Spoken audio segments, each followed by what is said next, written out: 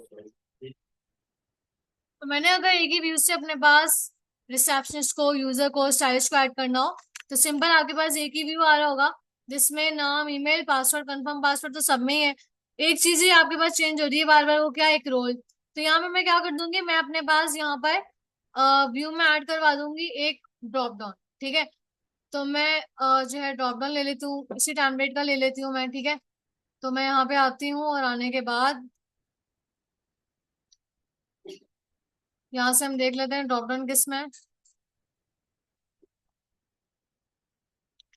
Bootstrap पे जाके ले लेते हैं।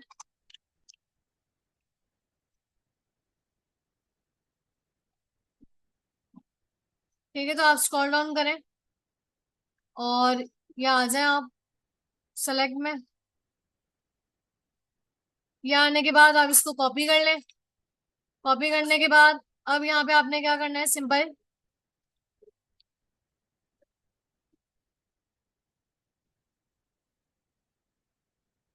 ठीक है, यहाँ पे आप क्या करोगे, अपने पास वो ड्रॉप डाउन लगा दोगे।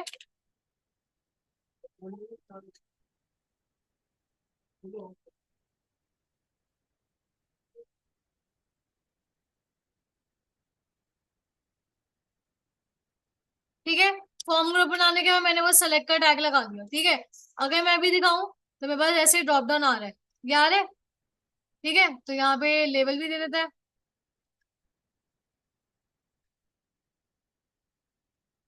Select role. ठीक है, कि वो क्या करे, रोल को सेलेक्ट करे।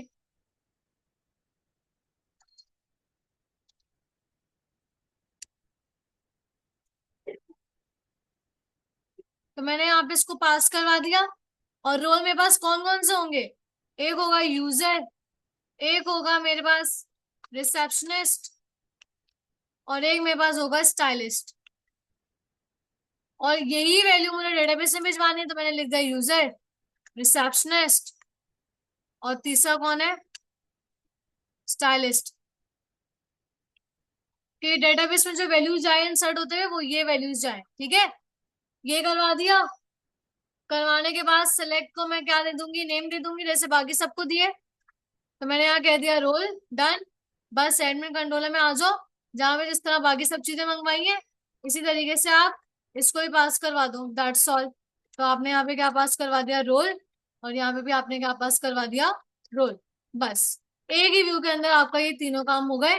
जाती हूँ मैं यहाँ पे रिफ्रेश करती हूँ। अच्छा, यहाँ पे मेरे पास ऊपर हेडिंग लिखी हुई नहीं आई, देखते हैं क्यों नहीं लिखी हुई आई। मैंने दी हुई है, दोबारा रिफ्रेश करता है, नहीं आई, इट्स मीन के मुझे ऑप्टिमाइज करना पड़ेगा। अब जाते हैं रिफ्रेश करते हैं।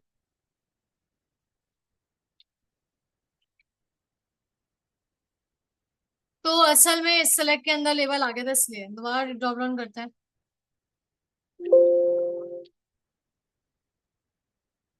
ठीक है, आ चुका है।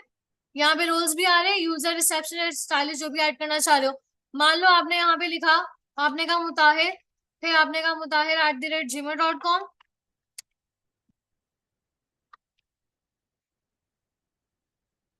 पासवर्ड लिखा आपने। अब मान लो आप इसको एज अ स्टाइलिश रखना चाह रहे हो। ठीक है, तो आप रोल यहाँ से क्या कर दोगे, सिलेक्ट स्टाइलिस्ट, और सबमिट कर दोगे। ठीक है, तो देखो आपके पास स्टाइलिश ऐड हो गया। अब मैं अगर यहाँ पे आऊं, देखो मुताहिर चला गया, रोल क्या चला गया, स्टाइलिश। रिसेप्शन डालोगे, रिसेप्शन चला जाएगा, यूजर डालोगे, यूजर चला जाएगा। तो एक ही फॉर्म से ये आप तीनों काम भी कर सकते हो। अब बात आएगी कि यहाँ पे तो आपको खाली यूजर्स दिख रहे हैं, क्योंकि मैंने कंडीशन ही खाली यूजर्स की दी थी।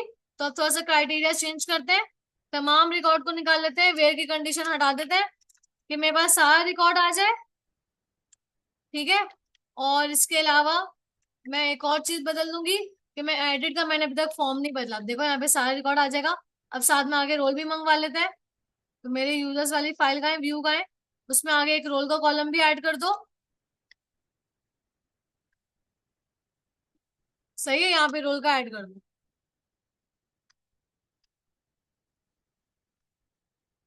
तो यहाँ पे मैंने किससे मंगवा लिया, रोल को भी मंगवा लिया, ताकि रोल भी दिखे ना, कौन सी यूजर का कौन सा रोल है। सही है, तो यहाँ पे रोल कैसा लिखा है, मैंने स्मॉल में लिखा है। मैंने कहा यूजर का रोल दिखा दो।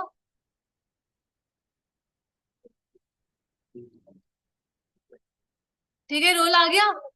सही है, अब एडिट की बारी। अब क्या होना चाहिए, जो उस यूजर का जो रोल है ऑलरेडी सेलेक्टेड हुआ है, और ड्रॉप डाउन भी आएगा अगर मैं रोल चेंज करना चाह रही हूँ।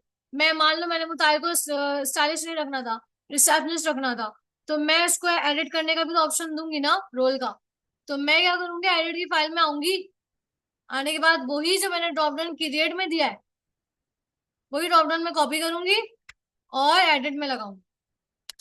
लगाने के बाद अब मैं सिंपल क्या करूंगी कि मैं यहाँ पे एक छोटी सी कंडीशन लगाऊंगी।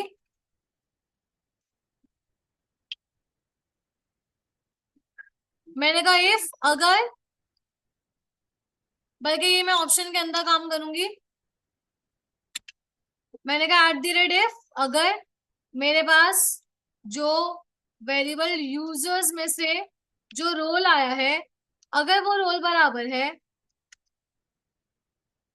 अगर वो बराबर है किसके, यूजर के, तो एक काम करना, सेलेक्टेड कर देना यूजर वाले को,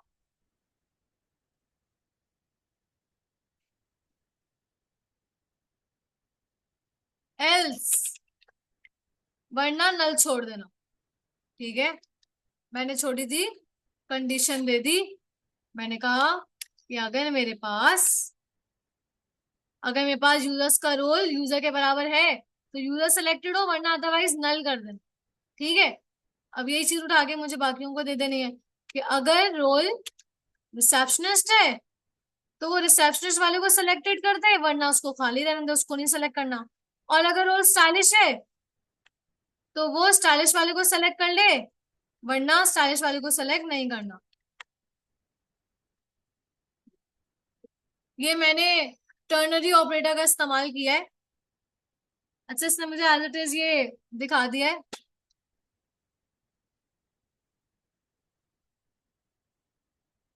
यहाँ पे इसको सही करते हैं इसका सिंटेक्स। यहाँ पे ना, बस यहाँ पे आप डबल कर्ली ब्रेसेस लगा दो। अब इस पूरी चीज को उठा के डबल कर्ली ब्रेसेस के अंदर रख दो, ताकि वो प्रिंट तो कर सके, वरना वो प्रिंट नहीं करेगा ना।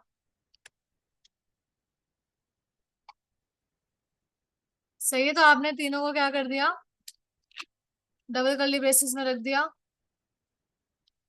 अब जाते हैं, जाके चेक करते हैं, ऑलरेडी मेरे पास सिलेक्टेड आना चाहिए। तो देखो ये अली का जो रोल था वो क्या था, यूजर। तो देखो यूजर ऑलरेडी सिलेक्टेड आ रहा है, हालांकि बाकी चीजें ड्रॉप डाउन में आ रही है, चेंज करने के लिए वो कर देगा चेंज, लेकिन पहले क्या आ रहा है, सिलेक्टेड हुआ हुआ यूजर। अब मान लो मैं अगर मुताहिर का रोल क्या है, स्टाइलिश, अगर मैं उसको एडिट करती हूँ तो देखो बाय डिफॉल्ट मेरे पास जो सिलेक्टेड आएगा वो क्या आएगा, स्टाइलिस्ट आएगा। अच्छा, यहाँ पे भी, हाँ ये देखो सिंगल कोड में लिखा नहीं लिखा था, इसलिए इसलिए सही। अब जाते हैं, रिफ्रेश करते हैं, देखो स्टाइलिश ऑलरेडी सिलेक्टेड आ रहा है, यानी जो उसका रोल होगा वो उसका ऑलरेडी सिलेक्टेड आएगा। अब मुझे करना क्या है, मान लो मुताहिर को मैं यूजर रखना चाह रही हूँ, तो जैसे सबमिट में क्लिक करूँ तो रोल क्या हो जाना चाहिए, यूजर। तो मुझे यही काम जो मैंने इंसर्ट की बारी किया है वही मुझे किसकी बारी करना है, अपडेट की बारी करना है, कि जो भी रोल मिला उसको वो उठा के रख दो, बस खत्म। अब रिफ्रेश करते हैं, मैंने यहाँ पे स्टाइलिश की जगह क्या कर दिया, यूजर, जाके अपडेट किया तो देखो ये मुताहिर का क्या हो चुका है, रोल यूजर। तो इस तरह आप एक फॉर्म से तीनों काम कर सकते